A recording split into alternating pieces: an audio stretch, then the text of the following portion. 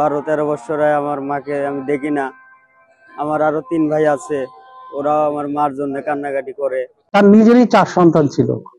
এই 4 সন্তান বাসায় রেখে, পরিবার রেখে হঠাৎ করে সে উধাও হয়ে যায়। মানসিকভাবে অসুস্থ সান্ত্বনা খোঁজহীন হয়ে পড়েন আজ থেকে 11 বছর আগে। পশ্চিমবঙ্গের ঈশ্বর সংকল্প নামের একটি বেসরকারি সংস্থার সমন্বয়ক তপন প্রধানের সহায়তায় বাংলাদেশের সংবাদকর্মী ও ফটো সাংবাদিক শামসুল হুদার মাধ্যমে সান্ত্বনার খোঁজ পায় তার পরিবার।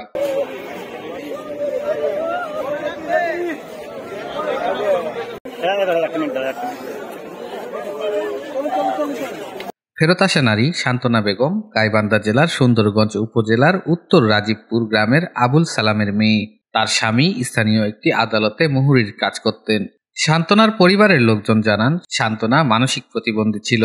দাম্পত্য জীবনে তিনি 4টি পুত্র সন্তানের জননী। পরিবার থেকে সান্ত্বনা প্রায় নিখোঁজ হতেন, পরে খোঁজ পাওয়া যেত। সর্বশেষ নিখোঁজের 11 বছর পর ভারতের কানপুরের একটি আশ্রয় কেন্দ্রে গত বছরের 17 জুলাই তার সন্ধান পান পশ্চিমবঙ্গের ঈশ্বর সংকল্প নামের একটি বেসরকারি সংস্থার সমন্বয়ক তপন প্রধান এবং বাংলাদেশের ফটো সাংবাদিক শামসুল হুদার সহায়তায় সান্ত্বনা আজ দেশে ফিরল।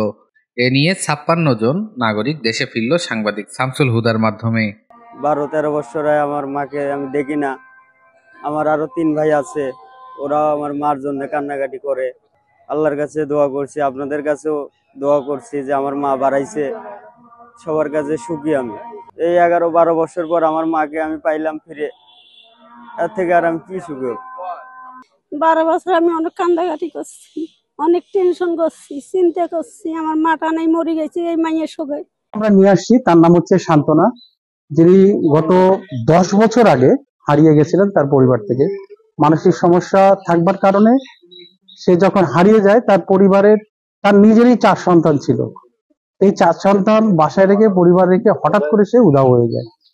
পরে আমরা জানতে পারলাম যে বোম্বের একটা শেল্টারে তাকে পাওয়া গেছে। সেই শেল্টার থেকে আমার সঙ্গে যখন যোগাযোগ করার পর তার পরিবারকে আমি খুঁজে বের করি। সেই সময়টা ছিল আমাদের জুলাইয়ের যে ছাত্র আন্দোলন চলছিল, ঠিক সেই সময়টায় আমি তার পরিবারকে খুঁজে বের করি। আজকে 16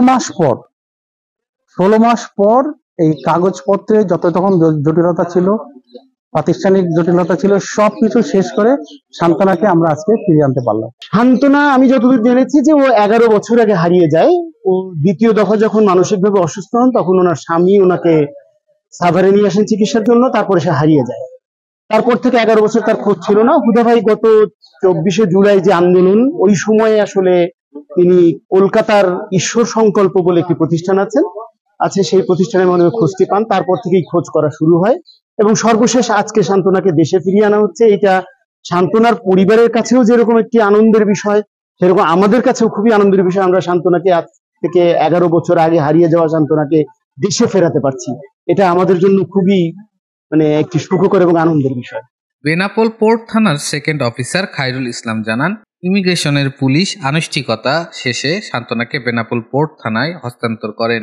সেখান থেকে শামসুল হুদার মাধ্যমে জাস্টিস অ্যান্ড কেয়ার নামের এনজিও সংস্থা তাকে পরিবারের কাছে হস্তান্তর করে।